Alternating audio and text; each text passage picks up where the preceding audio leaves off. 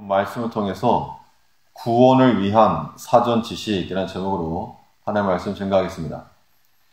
이 어떤 일이든지 그 일을 잘 수행하기 위해서는 우리가 사전 지식을 숙지하고 있어야 합니다.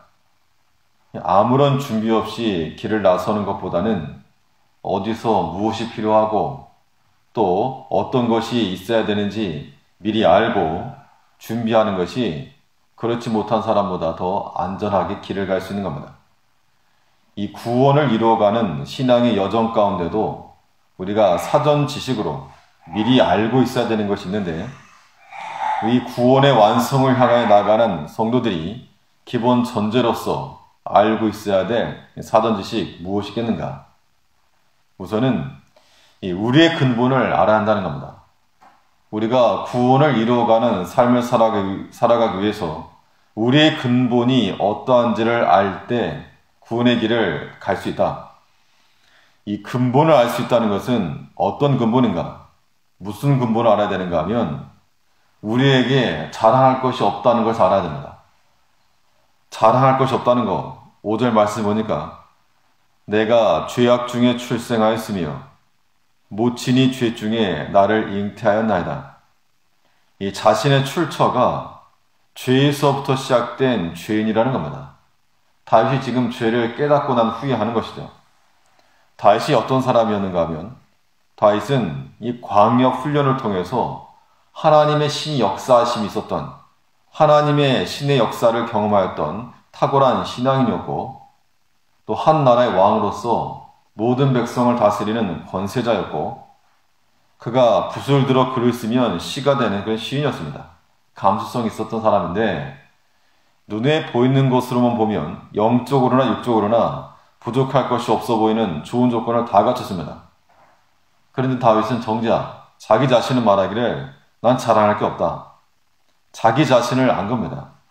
내가 죄악 중에 출생하였으며, 겉으로는 다른 사람들이 부러워할 만하고 존경할 만한데 자기 자신의 내면을 들여다보니 다 썩었고 냄새가 나고 정말 아무것도 아니라는 겁니다. 우리의 근본을 우리가 알아야 됩니다. 우리가 겉으로 드러났을 때는 오랫동안 신앙생활을 하였고 또 직분자로서 존경을 받을 만하며 그러하지만 정작 우리 자신이 우리 속을 들여다보면 정말 자랑할 것이 아무것도 없는 그러한 모습이라는 겁니다. 이 죄악 중에 출생했다라고 하는 이 구절이 이 성경에서는 원죄를 말하는 교리적 근거로 제시되기도 하지만, 다윗이 바스바를 범한 그 상황과 놓고 비교했을 때 다른 사람들이 부러워할 만한 왕이기도 하고 골리앗을 물리친 용사이기도 하고 많은 시편을 기록한 신앙인이기도 했지만 아무것도 없다, 자랑할 것이. 이것이 자기 자신의 근본을 살피는 겁니다. 우리가 하나님께서 주시는 대로 지금까지 살아왔지만 우리 자신을 보았을 때 정말 아무것도 아니다 라고 하는 것을 알아야 되는데, 이것은 곧 우리의 근본을 아는 것이고, 근데 거기서만 그치는 것이 아니라 그 다음 단계로 우리에게 자랑할 것이 없다는 것을 알기 때문에 또 우리가 어떤 근본을 알아야 되는가 하면 오직 하나님 은혜 외에는 구할 길이 없다, 이걸 아는 겁니다. 우리의 참된 본질, 우리 근본을 알아야 한다 했을 때 더 중요한 것은 정말 하나님의 은혜 외에는 구할 것이 없다, 이걸 알아야 됩니다. 자기 자신이 죄악 가운데 출생했기 때문에 그 모친에게 책임이 있다는 것이 아니라 모친이 죄 중에 나를 잉태하였나이다. 이 모친에게 그 책임을 돌렸다는 것이 아니라 오직 나를 구원하실 이는 오직 하나님 외에는 없다, 그 이야기입니다. 하나님의 은혜 외에는 살 길이 없음을 지금 말하고 있는 것인데, 6절에서는 중심의 진실함을 주께서 원하시오니 내 속의 지혜를 알게 하시리이다. 하나님께서는 우리가 중심의 진실함과 이것이 있는 것을 원하시는데, 나는 죄악 중에 출생하여서 진실함을 이룰 수 없다는 겁니다. 방법은 무엇인가? 진실함을 이룰 수 있는 유일한 방법은 근본을 새롭게 하는 것밖에 없다는 겁니다. 근본을 새롭게 하는 것.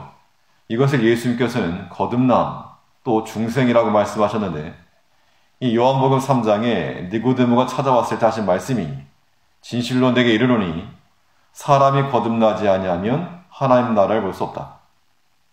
죄악 중에서 출생한 것이 우리인데 근데 예수님께서 다시 거듭나야 될 것이라. 즉 예수 안에서 우리의 근본이 바뀌는 것, 이것만이 우리가 살 길이요, 이것이 구원의 출발점이라고 하는 겁니다. 그러므로 우리에게서 자랑할 것이 아무것도 없고 하나님의 은혜 외에는 우리를 구할 길도 우리가 살 길도 없다는 겁니다. 이러한 근본을 알아야지만이 하나님 앞에서 이 믿음의 길, 구원의 길을 잘 걸어갈 수 있을 거라고 하는 겁니다.